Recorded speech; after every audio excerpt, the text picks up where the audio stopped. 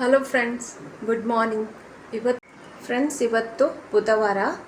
ಆ, ಇವತ್ತು ಮಾರ್ನಿಂಗ್ 6 ಗಂಟೆಗೆ ಎದ್ದು ನಿತ್ಯ ಕರ್ಮಗಳೆಲ್ಲ ಮುಗಿಸಿ ಏನು ಯೋಗ ಕೂಡ ಜಾಯ್ನ್ ಆಗಿದ್ದೇನೆ. ಯೋಗ ತುಂಬ ಚೆನ್ನಾಗಿದೆ, ತುಂಬ ರಿಲ್ಯಾಕ್ಸ್ ಫೀಲ್ ಆಗುತ್ತೆ.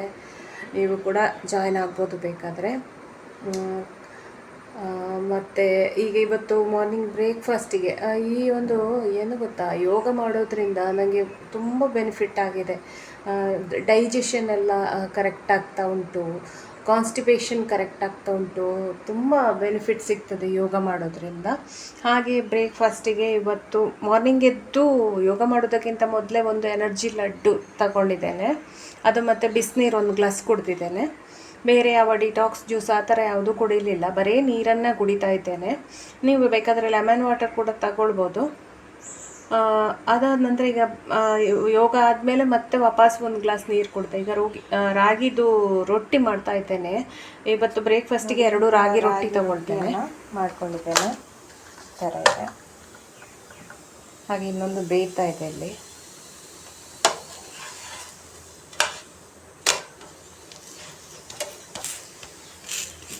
ಎರಡು ರಾಗಿ ರೊಟ್ಟಿ. ಆಮೇಲೆ ನಿನ್ನೆ ನಾನು ಬೆಂಡೆಕಾಯಿ ಸಾಂಬಾರು ಮಾಡಿದ್ದೆ, ಅದು ಇದೆ ಇಲ್ಲಿ ಚಹಾ ರೆಡಿ ಮಾಡಿಟ್ಟಿದ್ದೇನೆ. ಇದು ನಿನ್ನೆದ್ದು ಬೆಂಡೆಕಾಯಿ ಸಾಂಬಾರು, ನಿನ್ನೆ ರಾತ್ರಿ ಕುದಿಸಿಟ್ಟದ್ದು. ಅದನ್ನೇ ಹಾಕ್ಕೊಂಡು ಇವತ್ತು ರಾಗಿ ರೊಟ್ಟಿಗೆ ತಗೊಳ್ತೇನೆ. ನೋಡಿ, 2 ರಾಗಿ ರೊಟ್ಟಿ, ಬೆಂಡೆಕಾಯಿ ಸಾಂಬಾರಿದು, ಹಾಗೆ ಟೀ. ಇದು ನನ್ನ ಬ್ರೇಕ್ಫಾಸ್ಟ್. ಇದ್ರ ಜೊತೆಗೆ ನೀವು ಏನಾದರೂ ಹಣ್ಣು ಬೇಕಾದರೆ ಅಥವಾ ಮುಳ್ಳು ಸೌತೆ ಆ ಥರ ತರಕಾರಿ ಕೂಡ ಇನ್ಕ್ಲೂಡ್ ಮಾಡ್ಕೊಳ್ಬೋದು. ಇಲ್ಲಿ ಬೆಂಡೆಕಾಯಿ ಹೋಳಿ ಇದೆ ಅಲ್ವಾ, ಹಾಗಾಗಿ ನಾನು ತಗೊಳ್ಳಿಲ್ಲ. ಸಾಕು, ಇಷ್ಟನ್ನು. ಇದು ನನ್ನ ಬ್ರೇಕ್ಫಾಸ್ಟ್. ಹಲೋ ಫ್ರೆಂಡ್ಸ್, ಇದು ನನ್ನ ಲಂಚ್ ಪ್ಲೇಟ್. ಇವತ್ತು ನೋಡಿ, ರೈಸ್ ಇಷ್ಟು ತೊಗೊಂಡಿದ್ದೇನೆ. ಕೆಲವರು ಹೇಳ್ತಾರೆ ರೈಸ್ ಬಿಡಬೇಕು, ಇಲ್ಲಾಂದರೆ ವೆಯ್ಟ್ ಲಾಸ್ ಆಗೋದಿಲ್ಲ ಅಂತ ಹೇಳಿ. ಬಾಯ್ಲ್ಡ್ ರೈಸ್ ಏನೂ ತೊಂದರೆ ಇಲ್ಲ, ನಾನು ಯಾವತ್ತೂ ಕೂಡ ರೈಸನ್ನು ಬಿಡೋದಿಲ್ಲ. ಯಾಕೆಂದರೆ ನಮಗೆ ಅದು ಮೊದಲು ಸಣ್ಣ ಇರುವಾಗಿಂದಲೇ ಈ ರೈಸ್ ಊಟ ಮಾಡಿ ಅಭ್ಯಾಸ ಆಗಿದೆ. ಒಂದು ಸ್ವಲ್ಪ ಆದರೂ ನಾವು ಇಷ್ಟಾದರೂ ಊಟ ಮಾಡೋದಿದ್ದರೆ ಅದು ಆರೋಗ್ಯ ಹದಗೆಡ್ತದೆ. ಆರೋಗ್ಯ ಹದಗೆಡಬಾರ್ದು. ನಮ್ಮ ಒಂದು ಡಯಟಲ್ಲಿ ಆರೋಗ್ಯ ಚೆನ್ನಾಗಿರಬೇಕು. ಹಾಗೆ ಇವತ್ತು ಇದು ನಿನ್ನೆಯದ್ದೇ ಬೆಂಡೆಕಾಯಿ ಸಾಂಬಾರು, ನಿನ್ನೆ ಮಾಡಿದ್ದು ಉಳಿದಿತ್ತು. ವೇಸ್ಟ್ ಮಾಡೋದಿಲ್ಲ ನಾನು ಯಾವುದು ಕೂಡ, ನಿನ್ನೆದಾದರೂ ಯೂಸ್ ಮಾಡ್ತೇನೆ. ಚೆನ್ನಾಗಿದ್ದರೆ ಫ್ರಿಜ್ಜಲ್ಲಿಟ್ಟು ಕುದಿಸಿ ಎಲ್ಲದನ್ನು ಸೇಫಾಗಿ ನೋಡಿಕೊಂಡು 2 ದಿವಸ ಯೂಸ್ ಮಾಡ್ಕೊಳ್ತೇನೆ. 2ರಿಂದ ಜಾಸ್ತಿ ದಿನ ಉಳಿಯಿತು ಅಂತಾದರೆ ಯೂಸ್ ಮಾಡೋದಿಲ್ಲ, ಯಾಕೆಂದರೆ ಅದು ಕೂಡ ಆರೋಗ್ಯಕ್ಕೆ ಒಳ್ಳೆಯದಲ್ಲ. ಹಾಗೆ ಇದು ಅಲಸಂಡೆ ಕಾಳಿದ್ದು ಸಲಾಡು. ಇಲ್ಲಿ ಮುಳ್ಳು ಸೌತೆ, ಟೊಮೆಟೊ, ನೀರುಳ್ಳಿ ಎಲ್ಲವೂ ಹಾಕಿದೆ. ಅದರ ಜೊತೆಗೆ ಅಲಸಂಡೆ ಕಾಳು, ಯಾಕೆಂದರೆ ಇಲ್ಲಿ ಪ್ರೋಟೀನ್ ಯಾವುದೂ ಇರೋದಿಲ್ಲ ಅಲ್ಲ, ಅದಕ್ಕೋಸ್ಕರ ಇಲ್ಲಿ ಅಲಸಂಡೆ ಕಾಳನ್ನು ಇನ್ಕ್ಲೂಡ್ ಮಾಡಿದ್ದೇನೆ ಪ್ರೋಟೀನ್ಗೆ. ಹಾಗೆ ಇದರಲ್ಲಿ ಕೂಡ ತೊಗರಿಬೇಳೆ ಉಂಟು, ಸ್ವಲ್ಪ ಪ್ರೋಟೀನ್ ಸಿಗ್ತದೆ. ಹಾಗೆ ಮೊಸರು, ಮತ್ತು ಇದು ಸೀಮೆ ಬದನೆಕಾಯಿದು ಪಲ್ಯ ಮಾಡ್ಕೊಂಡಿದ್ದೇನೆ. ತುಂಬಾ ರುಚಿಯಾಗ್ತದೆ, ನೀವು ಒಂದು ಸತಿ ಟ್ರೈ ಮಾಡಿ. ಇದಾಗಿತ್ತು ನನ್ನ ಲಂಚ್ ಪ್ಲೇಟ್. ಈ ಥರ ಬ್ಯಾಲೆನ್ಸ್ ಆಗಿ ಡಯಟ್ ಮಾಡಿಕೊಂಡು ಹೋಗ್ತಾ ಇದ್ದೇನೆ. ನನ್ನ ಜರ್ನಿ ಎಲ್ಲಿ ಮುಟ್ತದೆ, ಎಷ್ಟು ವೆಯ್ಟ್ ಲಾಸ್ ಆಗ್ತದೆ, ಶೀಘ್ರದಲ್ಲೇ ನಿಮಗೆ ತಿಳಿಸ್ತೇನೆ. ಹಾಯ್ ಫ್ರೆಂಡ್ಸ್, ಇವತ್ತು ಬುಧವಾರ.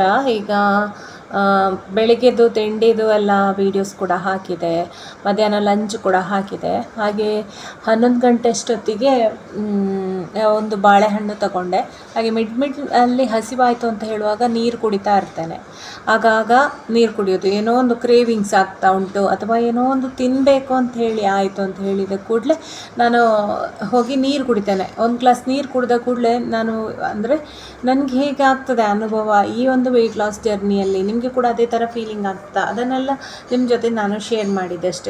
ಈಗ ನಾವು ಬೆಳಿಗ್ಗೆ ನಂದು ಈಗ ಟೈಮಿಗೆ ಪ್ರಕಾರ ನಾನು ಪ್ರತಿಯೊಂದನ್ನು ಮಾಡ್ತಾ ಇದ್ದೇನೆ. ನನ್ನ ವೆಯ್ಟ್ ಸ್ಟಕ್ ಆಗಿದೆ, ವೆಯ್ಟ್ ಲಾಸ್ ಆಗ್ತಾ ಇಲ್ಲ ಅಂಥೇಳಿ ಆಗ್ತಾ ಉಂಟು. ಅದಲ್ಲದೆ ಅಲ್ಲಿ ನಾನು ಚೀಟ್ ಮೀಲ್ ಮಾಡ್ತಾ ಇದ್ದೇನೆ, ಸರಿಯಾಗಿ ಹೆಲ್ದಿಯಾಗಿ ಡಯಟನ್ನು ಮಾಡ್ತಾ ಇಲ್ಲ. ಅಂದರೆ ಹೊರಗಡೆ ತಿನ್ನೋದಿರ್ಬೋದು ಅಥವಾ ಮನೆಯಲ್ಲೇ ಅಥವಾ ಸ್ವೀಟ್ಸ್ ಎಲ್ಲ ತಿನ್ನೋದಿರ್ಬೋದು, ಆ ಥರ ಕ್ವಾಂಟಿಟಿ ಸ್ವಲ್ಪ ಜಾಸ್ತಿ ತಿನ್ನೋದು, ಈ ಥರ ಎಲ್ಲ ಆಗಿದೆ. ನೀರು ಕಡಿಮೆ ಕುಡಿಯುವಂಥದ್ದು, ಅಂಥದ್ದೆಲ್ಲ ನನ್ನ ವೆಯ್ಟ್ ಲಾಸ್ ಜರ್ನಿಯಲ್ಲಿ ಆಗಿದೆ.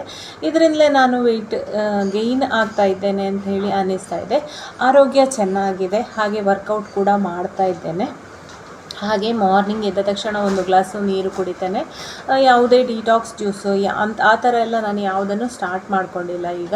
ಯಾಕಂದರೆ ಬೆಳಿಗ್ಗೆ 6 ಗಂಟೆಗೆ ಎದ್ದು ನನ್ನ ಮಾಮೂಲಿ ಮನೆ ಕೆಲಸ ಅದೆಲ್ಲ ಆಗಿಬಿಟ್ಟು ಒಂದು ಗ್ಲಾಸ್ ನೀರು ಕುಡಿದು 1 ಗಂಟೆ ಯೋಗ ಮಾಡ್ತೇನೆ. ಯೋಗ ಆದಮೇಲೆ ಬ್ರೇಕ್ಫಾಸ್ಟು. ಇವತ್ತು ಬ್ರೇಕ್ಫಾಸ್ಟಿಗೆ 2 ರಾಗಿ ರೊಟ್ಟಿಯನ್ನು ತೊಗೊಂಡಿದ್ದೇನೆ. ಅದಾದ ನಂತರ ನೆಕ್ಸ್ಟು 11 ಗಂಟೆ ಅಷ್ಟೊತ್ತಿಗೆ ಆಗುವಾಗ ನಮಗೀಗ ನನ್ನ ಒಂದು ಕಾಫಿ ತಿಂಡಿ ಅಂದರೆ ರಾಗಿ ರೊಟ್ಟಿ ತಿಂದ ಟೈಮಿಂಗ್ಸ್ ಬಂದು 8:30, 8:45, 9 ಗಂಟೆ ಆ ಟೈಮಿಂಗ್ಸಲ್ಲಿ ನಾನು ತಿಂಡಿಯನ್ನು ತಿಂತೇನೆ. ಅದಾಗಿ 9:30, 10 ಗಂಟೆ ಆಗುವಾಗ ಏನೋ ಒಂದು ತಿನ್ನಬೇಕು ಅಂತ ಹೇಳಿ ಅನ್ನಿಸ್ಬೋದು. ಮನೆಯಲ್ಲಿ ನಾವು ಅಡುಗೆ ಮನೆಯಲ್ಲಿ ಹುಡುಕ್ಬೋದು. ಆ ಟೈಮಲ್ಲಿ ನಾನೊಂದು ಗ್ಲಾಸ್ ಹೋಗಿ ನೀರು ಕುಡಿತೇನೆ.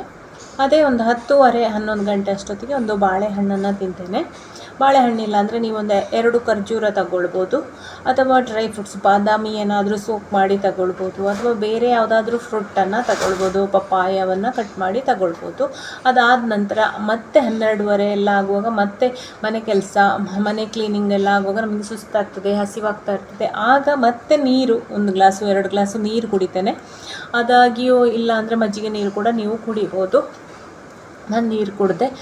ಊಟವನ್ನು ಬೇಗ ಶುರು ಮಾಡಿದ್ದೇನೆ. 2:30 ಎಲ್ಲ ಆಗ್ತಿತ್ತು. ನನಗೆ ತುಂಬ ಹಸಿವೆ ಆಗಿ ಊಟ ಮಾಡ್ತಿದ್ದೆ. ಅಂದರೆ ಕೆಲವೊಮ್ಮೆ ವಿಡಿಯೋ ಎಡಿಟ್ ಮಾಡೋದು, ಅಡುಗೆ ಮಾಡೋದು ಎಲ್ಲ ಆಗುವಾಗ ನನಗೆ 2 ಗಂಟೆ 2:30 ಆಗ್ತಿತ್ತು. ಈಗ ನನ್ನ ಊಟದ ಟೈಮನ್ನು 1 ಗಂಟೆಗೆ ಮಾಡಿದ್ದೇನೆ. ನಾನು 12:45, 1 ಗಂಟೆಗೆ ಊಟ ಮಾಡ್ತೇನೆ. ಯಾಕೆಂದರೆ ಕಾಫಿ ತಿಂಡಿ ತಿನ್ನುವಂಥದ್ದು ಮೊದಲು 10:30 ಎಲ್ಲ ಆಗ್ತಿತ್ತು. ಹೀಗೆ ಒಂದು ಕೆಲಸ ಮತ್ತು ಬೆಳಿಗ್ಗೆ ಏಳೋದು ಲೇಟು ಹಾಗೆಲ್ಲ ಆಗಿ ಕೆಲವೊಮ್ಮೆ ತಿಂಡಿ ಆಗುವಾಗಲೇ 11 ಗಂಟೆ ಆಗ್ತಿತ್ತು. ಊಟ ಆಗುವಾಗ 2:30 ಎಲ್ಲ ಆಗ್ತಿತ್ತು.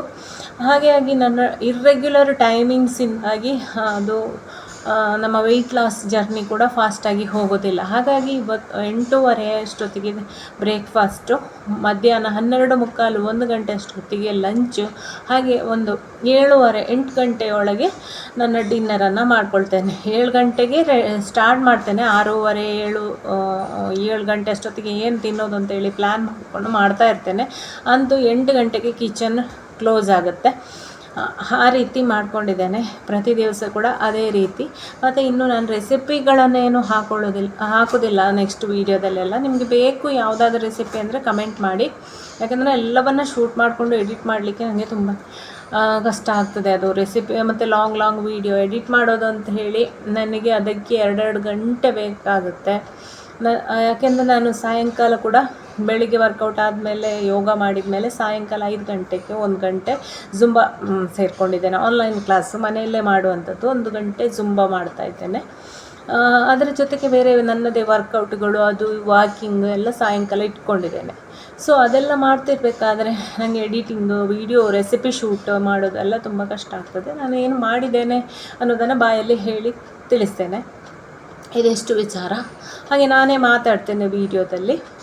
ಮತ್ತು 8 ಗಂಟೆಗೆ ಡಿನ್ನರ್ ಆಯಿತು ಅಂತ ಹೇಳಿದರೆ ಸಾಧಾರಣ ನನ್ನ ನಿದ್ದೆಯ ಟೈಮ್ ಬಂದು 9ರಿಂದ 9:30 ಅಷ್ಟೊತ್ತಿಗೆ ನಾನು ಸ್ನಾನ ಎಲ್ಲ ಮಾಡಿ ನಿದ್ದೆ ಎಲ್ಲ ಮನೆ ಕೆಲಸ ಆಗಿ ನಿದ್ದೆ ಮಾಡಲಿಕ್ಕೆ ರೆಡಿಯಾಗಿರ್ತೇನೆ 9:30 ಅಷ್ಟೊತ್ತಿಗೆ. ಸಾಧಾರಣ 10 ಗಂಟೆಯೊಳಗೆ ನಿದ್ದೆ ಬಂದಾಗಿರ್ತದೆ. ಆ ರೀತಿ ನನ್ನ ಒಂದು ಟೈಮ್ ಟೇಬಲನ್ನು ಮಾಡ್ಕೊಂಡಿದ್ದೇನೆ. ಇದೇ ರೀತಿ ಮುಂದುವರಿಬೇಕು. ಒಂದು ದಿವಸ ಮಾಡೋದು, ಒಂದು ದಿವಸ ಮಾಡದೇ ಇರೋದೆಲ್ಲ ಕಂಟಿನ್ಯೂಟಿ ಇರಬೇಕು. ಈ ಒಂದು ನನ್ನ ಒಂದು ರುಟೀನನ್ನು ನಾನು ನಿಮ್ಮ ಜೊತೆ ಹೇಳ್ಕೊಂಡಿದ್ದಷ್ಟೇ. ನಿಮಗೂ ಇಷ್ಟ ಆಗ್ಬೋದು ರುಟೀನ್ ಅಂಥೇಳಿ. ನೋಡಿ, ನೀವು ಕೂಡ ಟ್ರೈ ಮಾಡಿ ನೋಡಿ ಆಗ್ತದಾ ಅಂಥೇಳಿ. ತುಂಬಾ ಖುಷಿ ಆಗ್ತದೆ. ನಾವು ಬೆಳಿಗ್ಗೆ ಬೇಗ ಎದ್ದಷ್ಟು ನಮ್ಮ ಕೆಲಸಗಳೆಲ್ಲ ಬೇಗ ಆಗ್ತದೆ. ಇವಿಷ್ಟು ವಿಚಾರ. ಈಗ ಮಧ್ಯಾಹ್ನ ಟೈಮ್, ಊಟ ಎಲ್ಲ ಆಗಿದೆ. 2:30 ಆಯ್ತು ಈಗ ಟೈಮ್ ಬಂದು. ಸುಮ್ಮನೆ ಒಂದು ಎಲ್ಲ ವಿಷಯವನ್ನು ನಿಮಗೆ ಹೇಳುವ ಅಂತ ಹೇಳಿ ವೀಡಿಯೋ ಮಾಡ್ತಾಯಿದ್ದೇನೆ. ಬೆಳಿಗ್ಗೆ ಎಲ್ಲ ಕೆಲವೆಲ್ಲ ಎಡಿಟಿಂಗ್ ಇದ್ದದ್ದು, ನನ್ನ ಒಂದು ಬೇರೆ ಕೆಲಸಗಳೆಲ್ಲವೂ ಕೂಡ ಆಗಿದೆ. ಇನ್ನೀಗ ಮಧ್ಯಾಹ್ನ ಊಟ ಎಲ್ಲ ಆದಮೇಲೆ ಈಗ ಒಂಚೂರು ಫ್ರೀ ಟೈಮ್ ಇರ್ತದೆ ನನಗೆ. ಸಾಧಾರಣ ಈಗ 2:30 ಗಂಟೆಗೆ, ಇನ್ನು 1:30 ಗಂಟೆಗೆ ನಾನು ಊಟ ಮಾಡಿ ಮಲಗಿದ್ದೆ. ಸುಮ್ಮನೆ ಮೊಬೈಲ್ ನೋಡ್ಕೊಂಡಿದ್ದೆ, ಮಲಗಲಿಲ್ಲ. ಇನ್ನೀಗ 2:30ಗೆ ಈಗಲೇ ನಾನು ಕಾಫಿ ಕುಡಿಯೋದು, ಏನು ಈವ್ನಿಂಗ್ ಸ್ನ್ಯಾಕ್ಸ್, ಬ್ಲ್ಯಾಕ್ ಕಾಫಿ ಕುಡಿದ್ರೆ ಜುಂಬಕ್ಕೆ ಖುಷಿ ಆಗ್ತದೆ. ಯಾಕಂದರೆ ಒಂದು ಒಳ್ಳೆ ಎನರ್ಜಿ ಬರ್ತದೆ. ನಾನು 5 ಗಂಟೆಗೆ ಜುಂಬಕ್ಕೆ ಜಾಯ್ನ್ ಆಗಬೇಕಾದ್ರೆ 1 ಗಂಟೆ ಜುಂಬಾ ವರ್ಕೌಟ್ ಮಾಡ್ತೇನೆ. ತುಂಬ ಖುಷಿ ಆಗ್ತದೆ. ಮ್ಯೂಸಿಕ್ ಹಾಕ್ಕೊಂಡು ಡ್ಯಾನ್ಸ್ ಥರ ಮಾಡಬೇಕಾದ್ರೆ ಮೈಂಡ್ ಕೂಡ ತುಂಬಾ ಫ್ರೆಶ್ ಆಗ್ತದೆ ಅಂತೇಳಿ ಹೇಳ್ಬೋದು. ಅದಕ್ಕೋಸ್ಕರ ನಾನು ಈಗ 2:30 ಈಗ ಎದ್ದು ಕಾಫಿ ಮಾಡ್ಕೊಳ್ತೇನೆ. ಒಂದೊಂದು ಸತಿ ಹಾಲು ಹಾಕಿ ಫಿಲ್ಟರ್ ಕಾಫಿ ಕುಡಿತೇನೆ, ಒಂದು ಸ್ವಲ್ಪ ಸಣ್ಣ ಗ್ಲಾಸಲ್ಲಿ ಕುಡಿತೇನೆ. ಅದಿಲ್ಲ ಅಂದರೆ ಬ್ಲ್ಯಾಕ್ ಕಾಫಿ ಕುಡಿತೇನೆ.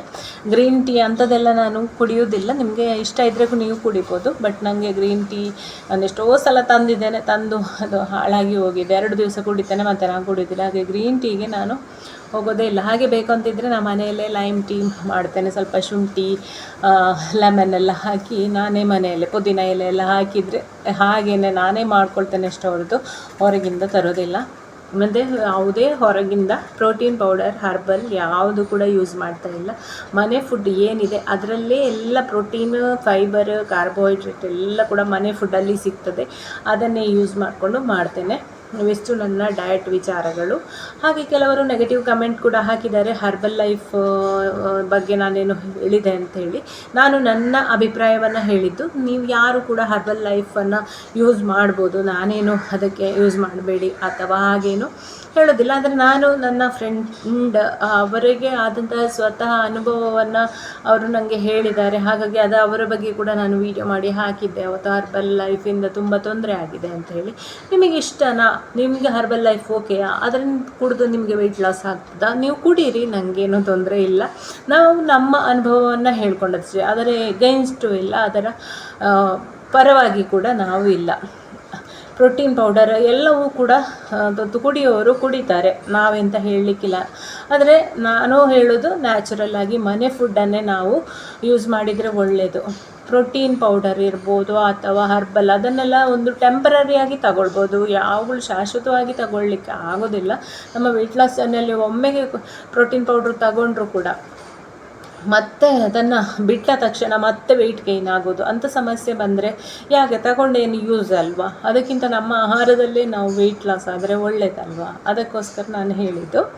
ಹಾಗೆ ಮತ್ತು ಸಾಮಾನ್ಯರು ಮಿಡ್ಲ್ ಕ್ಲಾಸ್ ಜನರಿಗೆಲ್ಲ ಹರ್ಬಲ್ ಲೈಫ್ ಆಗಿರ್ಬೋದು, ಪ್ರೋಟೀನ್ ಪೌಡರ್, ಪ್ರೋಟೀನ್ ಶೇಕ್ ಎಲ್ಲ ತಗೊಳ್ಳಿಕ್ಕೆ ಕೂಡ ಸಾಧ್ಯ ಇಲ್ಲ, ತುಂಬಾ ಕಾಸ್ಟ್ಲಿ ಇರ್ತದೆ.